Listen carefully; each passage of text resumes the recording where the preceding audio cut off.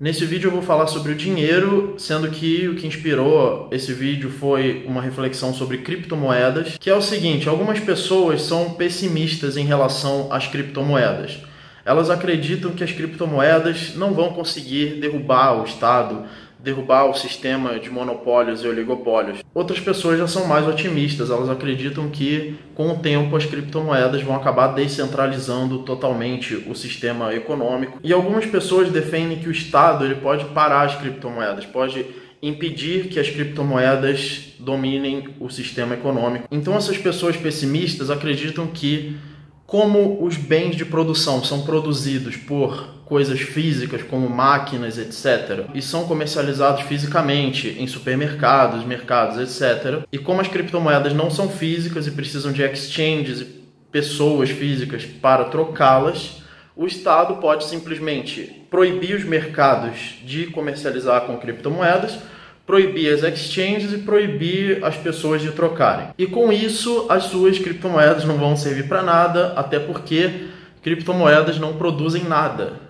Esse é um ponto importante que eu quero refletir nesse vídeo. Se criptomoedas, ou se dinheiro, na verdade, em geral, produz alguma coisa ou ele é só uma coisa passiva que fica parada e não faz nada. Então, como o dinheiro ficaria parado e ele não produz nada e ele não faz nada, logo o Estado teria total poder sobre o dinheiro, porque ele tem armas e as armas fazem alguma coisa, elas atiram e os mercados fazem alguma coisa, as fábricas produzem, os mercados vendem e as armas ameaçam todo mundo, e logo adeus livre mercado e suas criptomoedas não vão servir para nada. Esse vídeo aqui é uma resposta também às pessoas que falam que criptomoedas são um jogo de soma zero, que para alguém lucrar investindo em criptomoedas significa que outra pessoa tem que perder. Ou seja, a questão é, o dinheiro em si produz valor ou ele não produz nada e só fica parado? Então eu escrevi várias coisas, algumas eu postei no Facebook, outras eu ainda não postei. Então eu vou ler um post que eu escrevi aqui. Não existe riqueza sem produção,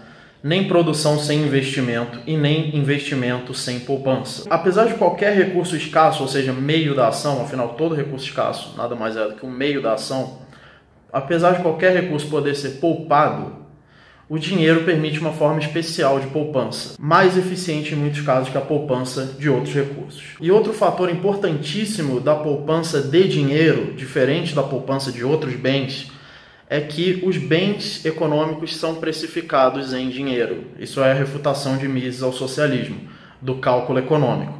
Para haver o cálculo do custo de produção versus o lucro, e é só esse cálculo que você pode fazer para saber se você deve produzir alguma coisa ou não, se ela está trazendo valor ao mercado ou não, se o valor que você está produzindo é maior do que o valor que custa para você produzir, o único jeito de você saber isso é através dos preços dos bens de produção e da matéria-prima de produção, versus o lucro que você vai ter vendendo isso no mercado.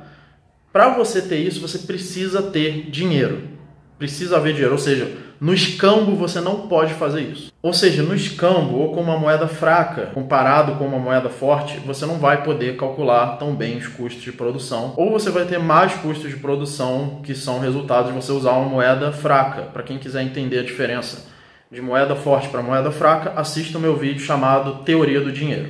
Então já dá para ver com isso que o dinheiro é uma parte fundamental e indispensável do processo de produção, de geração de riqueza. Então, se o dinheiro é uma parte essencial, indispensável do processo de produção, o ato de poupar é uma parte também fundamental do processo de produção, ou o ato de poupar é inútil? Você poupa dinheiro e ele fica lá parado, é como se você tivesse uma coisa sem usar, é como se você tivesse um imóvel sem usar, sem alugar, sem nada. Ou se você tivesse recursos guardados. A pergunta é, a poupança de dinheiro, especificamente, tem algum papel fundamental no processo de produção ou não? Bom, não existe riqueza sem produção, nem produção sem investimento. Você precisa primeiro investir nos meios de produção para que você seja capaz de produzir de uma forma eficiente, e para investir você precisa poupar. Então você precisa ter aquela poupança para que você consiga fazer o investimento. Outra coisa que a gente tem que entender é o que é produção, que está no Ação Humana de Ludwig von Mises, tem um capítulo chamado Produção. Produção não é um processo físico,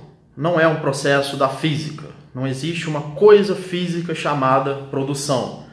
O ser humano não é capaz de criar novos recursos fisicamente, porque isso seria mágica, você estaria fazendo aparecer matéria, energia, e isso é impossível. A gente sabe que nós apenas transformamos a matéria e a energia do universo que já existe. Então a produção, ela não é uma criação de alguma coisa nova, mas sim a transformação dos recursos que já existiam. Transformação essa feita pela ação, ou seja, pela mente, pela decisão da mente de alocar esses recursos de uma forma diferente, de fazer configurações diferentes dos mesmos recursos. Por exemplo, eu tenho uma tablet aqui e todos esses recursos aqui já existiam na natureza antes deles constituírem uma tablet.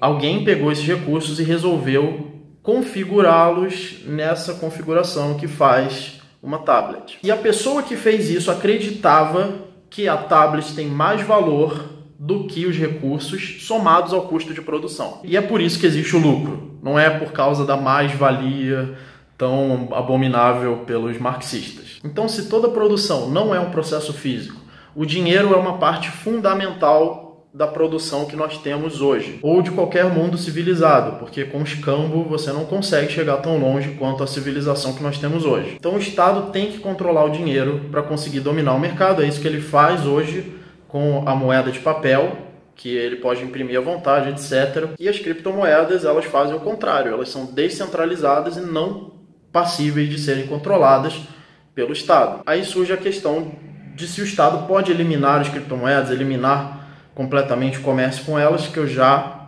falei sobre isso no meu vídeo chamado "O Estado pode eliminar as criptomoedas?" Ponto de interrogação. E nesse vídeo o meu ponto é: segurar criptomoedas não é uma atitude passiva. Você não está simplesmente parado segurando as moedas que estão paradas e não estão fazendo nada, como se só máquinas e trabalho visível e armas que fizessem alguma coisa e o dinheiro que você está poupando não fizesse nada. Então vou ler o resto do post que eu escrevi. A poupança de dinheiro também causa deflação para todos que usam aquele dinheiro. Ou seja, você tira o dinheiro de circulação. Quando você faz isso, você sinaliza às pessoas de que é eficiente deixar de consumir produtos através de poupar dinheiro, já que o dinheiro é deflacionário, então ele vai podendo comprar cada vez mais coisas no mercado, o que direciona as pessoas para uma mentalidade de mais produção e menos consumo do que numa moeda inflacionária. Ou seja, o consumismo, o tão famigerado consumismo pela esquerda e por várias pessoas,